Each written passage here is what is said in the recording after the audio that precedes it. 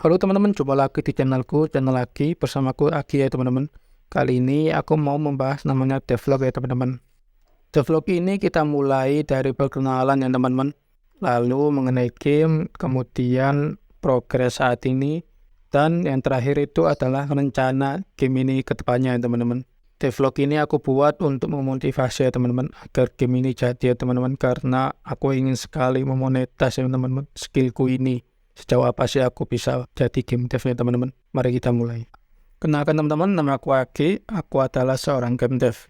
Memang ya teman-teman, aku memiliki latar belakang IT. Namun game dev ini sebagai passion ya teman-teman. Aku memulai passion ini sejak SMK ya teman-teman. Mungkin sekitar 5 hingga 6 tahun yang lalu ya teman-teman. Selama ini sih aku belum pernah merilis game ya teman-teman. Untuk bisnis atau untuk portofolio, untuk enjoy ya teman-teman. Jadi selama ini game yang aku kembangkan itu untuk pribadi ya teman-teman, untuk hobi. Namun makin kesini kok rasanya aku pengen memonetize skill game dev ya teman-teman. Setelah ini kita lanjut ke game ya teman-teman. Game simulasi ini terinspirasi dari yang namanya piket. Piket yang aku ambil ini memiliki tema piket sekolah.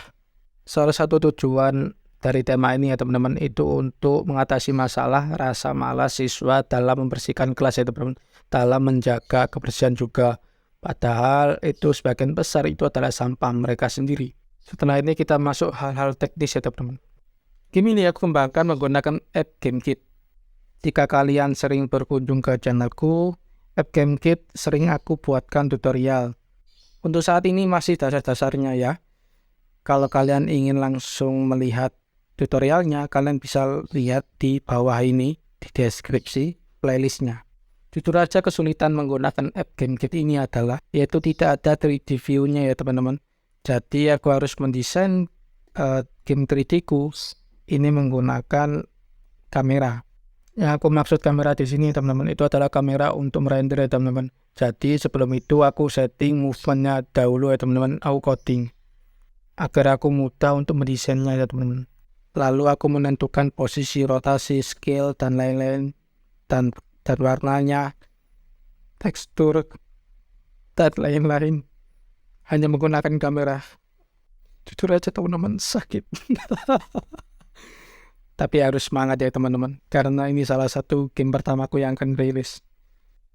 Tools lain yang aku gunakan yaitu Krita, Inkscape, Blender, Assets Force, Notion, WordPress, Steam, dan masih banyak lagi ya teman-teman.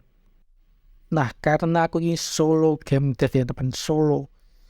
Aku ini membeli aset di dalam aset store, game dev asset store kayak is.io, lalu website platform lainnya. Aku membelinya ini bundle ya teman-teman. Jadi cukup murah. Ini akan jadi worth it ke depannya teman-teman ketika aku ingin membuat game 3 dimensi kasual yang sama ya teman-teman.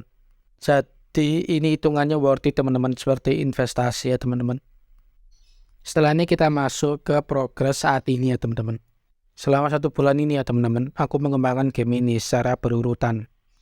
Dari splash screen, main menu, lalu main game ya teman-teman. Tidak lupa juga aku membuat template-template untuk kedepannya ya teman-teman. Seperti template misi, template twinning, template animasi, dan lain-lain ya teman-teman. Aku juga tidak lupa membuat sprite ya teman-teman, sprite 2 dimensi.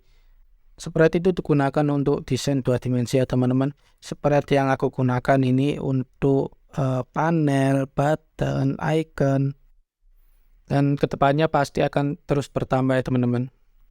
Coba kita bedah ya teman-teman. Gak perlu semua, namun ini hal-hal penting ya teman-teman dalam gameku. Splash screen ini aku buat ya teman-teman menggunakan metode twinning. Jadi cukup sederhana teman-teman, nggak perlu pakai logika yang sangat rumit, namun aku menggunakan fitur dari AKK itu sendiri ya teman-teman, yaitu twinning. Ketika mulai masuk dalam looping ya teman-teman, aku memainkan twinningnya, lalu aku mengupdate-nya sesuai frame-nya teman-teman. Nah, metodenya cukup sederhana ya teman-teman.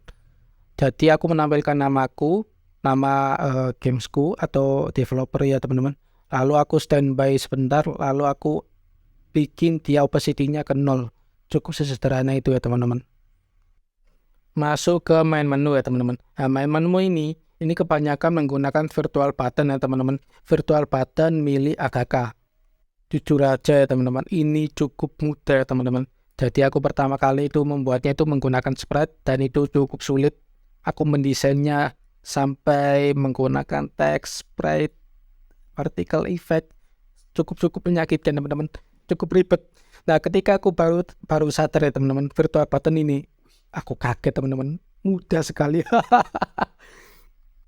Walaupun ini memiliki kekurangan ya teman-teman, yaitu kekurangannya itu dia tuh tidak bisa terdeteksi oleh pointer ya teman-teman. Jadi kalau kita sudah mengklik virtual buttonnya, kita nggak bisa batalkan ya teman-teman.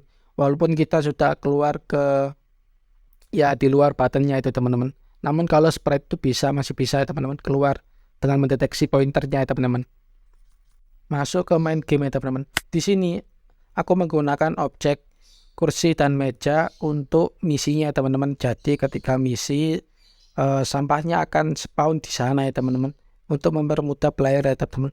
Tapi untuk kedepannya aku pasti akan menambahkan ya teman, tentu saja akan menambahkan agar ada variasinya ya teman-teman.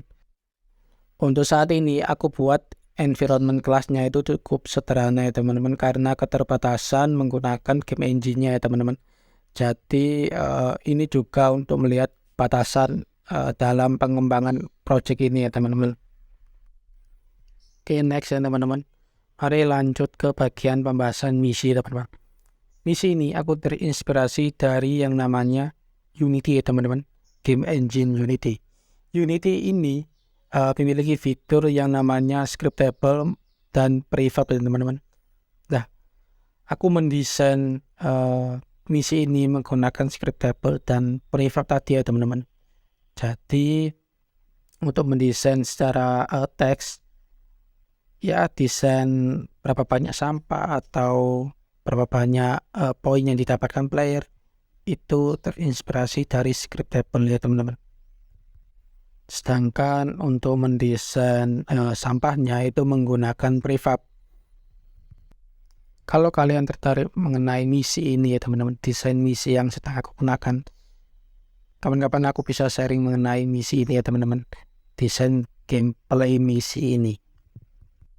Oke teman-teman, itu aja. Setelah ini kita akan masuk ke pembahasan mau diarahkan kemana game ini. Oke. Untuk masalah story ya teman-teman, aku ingin mengarahkan ke kelulusan ya teman-teman, karena ini memiliki latar belakang sekolah anak SMP kelas 3 yang mau lulus sekitar 6 bulanan sebelum lulus. Itu adalah story utama ya teman-teman. Jadi untuk story-nya maksimal mungkin memiliki beberapa chapter aja, namun untuk side misi atau event misi lainnya mungkin akan aku update dan maintenance ya teman-teman. Selain story ya teman-teman, aku belum memastikan yang pasti, namun aku memiliki rencana mengenai tema dalam kelasnya ya teman-teman.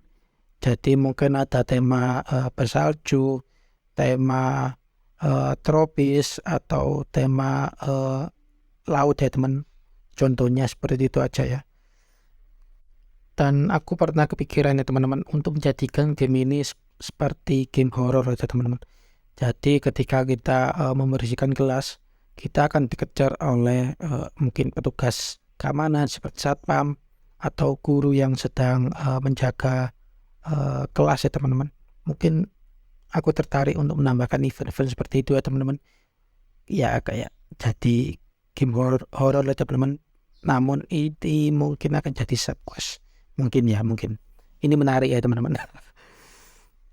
Seperti itu aja teman-teman untuk pembahasan mengenai game yang akan aku rilis dan aku kembangkan. Semoga ini jadi ya teman-teman. Ini harapan terbesarku ya teman-teman. Semoga game ini jadi. Semoga aku secepatnya mengeluarkan versi demonya teman-teman, agar kita tes bersama-sama teman-teman mengenai performa, mengenai desain, dan ya gameplaynya juga paling penting ya teman-teman. Terima kasih sudah menonton ya teman-teman.